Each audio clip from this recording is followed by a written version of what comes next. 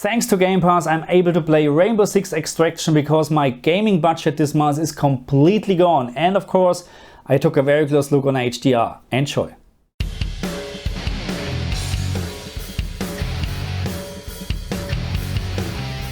And as always, keep in mind that all my settings, all my findings are based on my LG CX 65-inch, and even you have exactly the same TV at home, don't expect the same outcome, okay? So keep this in mind, and of course, if you're new to my channel, I would much appreciate it if you would leave me a like, and of course, if you would subscribe. Thank you very much.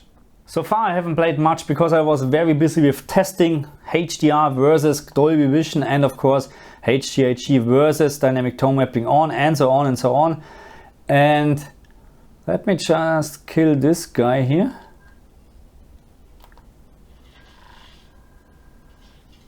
And at least we have our biopsy. Okay, let's start from the very beginning. Let's start as always with our HDR calibration menu on the Xbox.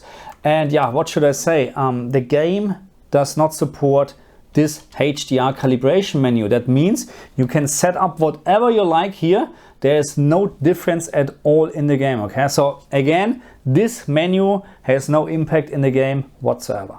What we have in this game to set up HDR are sliders, and sliders is actually wrong because it's just a slider, a single one, and it's not even called HDR, it's called brightness. But with this setting here, we're setting up the maximum peak brightness in HDR as well. But a very quick warning here, do not go over 50, okay? Because as soon you go over 50, you will have elevated black levels, at least on my LG CX, which means OLED black is not OLED black anymore, it's now gray. So again, don't go over 50.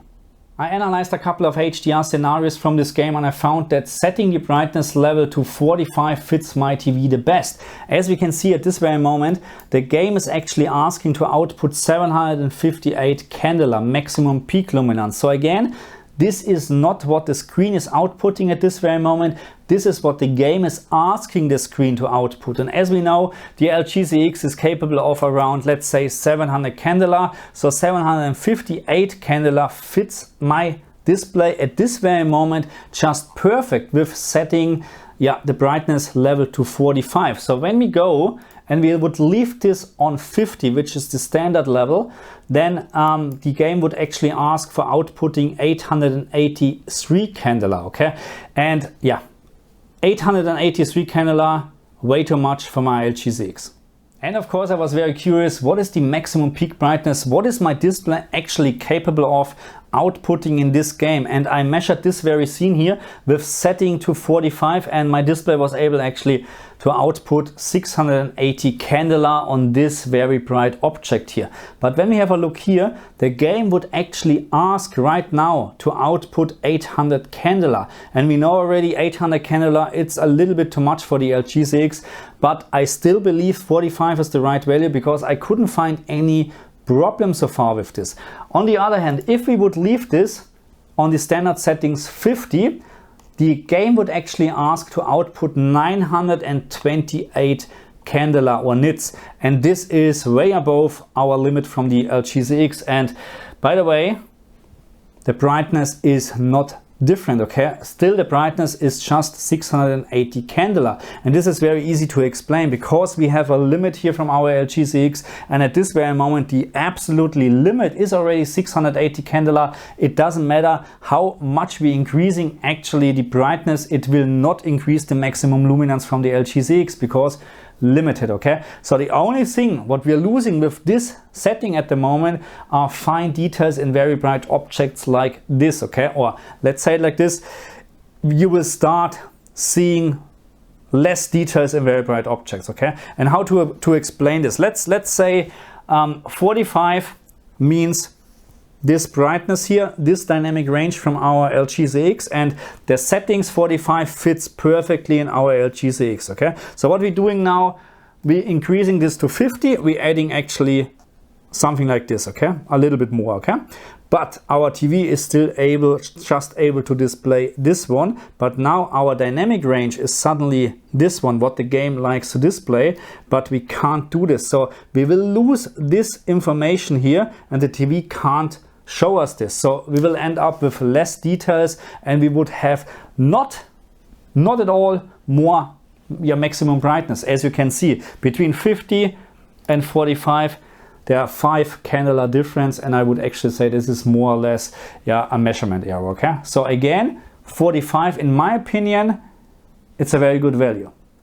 I'm using exactly the same brightness setting, 45 for dynamic tone mapping on and HDR, but as always we know there are very big differences during the gameplay, especially in terms of brightness. If we're just focusing on the background here, you can actually see how much more brightness is DTM on adding to the game, and in my opinion this is necessary because HDR and Dolby Vision are a little bit too dark in the game in my opinion. So I actually prefer dynamic tone mapping in this game because it gives me more brightness, okay, base brightness, okay, and not just like this. Bright objects like these lamps are displayed brighter, in this case 40 candela brighter compared to HDR without losing any details, okay. And just keep in mind, I can't increase my brightness setting in the game because 45 is already on the limit from the LGCX, okay. So this lamp at the very moment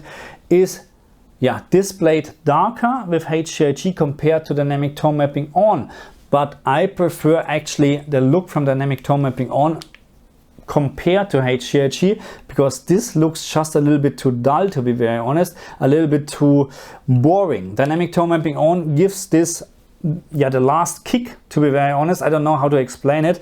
It is just much better, and this is not just with this object. I found many objects in this game where dynamic tone mapping on improves the picture quality over HDR. And we know that Dolby Vision is always a little bit different compared to HDR10 in terms of the maximum peak brightness. So in this case here, to get the same maximum peak brightness from the bright objects with Dolby Vision, I would actually need to increase the brightness setting from 45 to 49, and then I would have exactly the same peak brightness as I measured here. So this is at this very moment 520 candela is Dolby Vision with setting 45. When we're comparing this 580 candela, this is Dolby Vision with 49, and compared with HDR set to 45, 575. So this is more or less than the same. So we would need to increase the brightness to 49 for Dolby Vision. But the problem is, and this is what I told you before, as soon you increase this setting, you also increase the brightness from the game, which means, as you can see, it is getting very grayish at the moment, doesn't look good anymore. So that means the closer you come to 50, the more grayish looks the game, and in my opinion the game looks already a little bit washed out, even with 45 sometimes, but with 50 I think it's way too much. My recommendation is really dynamic tone mapping on and setting 45. And of course I made a very quick comparison video between HDR dynamic tone mapping on and Dolby Vision with setting 45. Okay, keep this in mind that you will see that Dolby Vision is slightly darker compared to HDR, and just keep this in mind that we would need to increase it to 45 to get more or less the same peak brightness. Okay, so let's watch it.